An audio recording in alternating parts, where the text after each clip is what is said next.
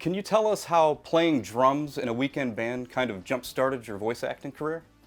Well, it's a crazy story. First of all, Dave, just congratulations on doing this show. I think you've got a Thank you. great niche here, retro adventures that's going to highlight everything that was happening at the moment of the day, the favorite serials and TV programs. When I was younger, I loved the drums more than anything in the world, and I had to buy my own set of drums. We had 7 kids in the family, and mom and dad weren't going to rush out and get me an expensive drum set.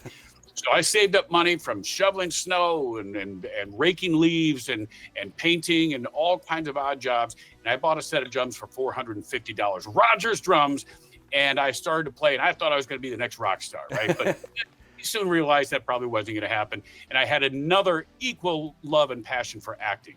So when I got into college at Purchase, I brought my drums down with me at least 1 year, put them in a practice room, played. I always kept them going somehow. And when I left college, I said, I can't leave them behind. I moved to Chicago. I put them in a $100 rusted out Volkswagen, drove them back across Canada because it was cheaper, no tolls, and in actual 0-degree temperature, no heat, those Volkswagens, to get those drums to Chicago. So the story is, if without those, I would not be here. Why? Because I decided to have a little weekend band whenever I could, a Sunday afternoon band, just to have fun with some friends. Had I not done that, I would not have met a gentleman who worked out at Williams Valley Midway, Chris Granner. He said, my friend John Hay is doing a pinball game. It is what were the first one was Gilligan's Island.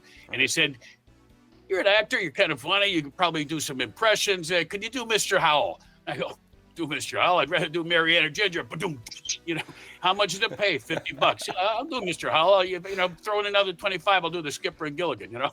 So, oh, Gilligan, maybe we could bribe Conan. Oh, love you, where's my teddy? And that was enough to get me in because I'd clearly watched way too much Gilligan's Island when I was a kid. Another great thing, like you never know when your mom, you're wasting your time, go outside. No, Right. This is my future. Because I was able to do Mr. Howell. But when I was a kid, I did a lot of voices, cartoons and such. So anyway, I go out to the studio and I'm doing Mr. Howell, and then they said, "Hey, can you do Popeye?" Well, blow me down. It's pussy hacks. What a sweetie girl. Enough to get the Popeye job. And then, can you do Rod Serling from The Twilight Zone? And on and on. I became kind of a session musician, the house guy that they would turn to.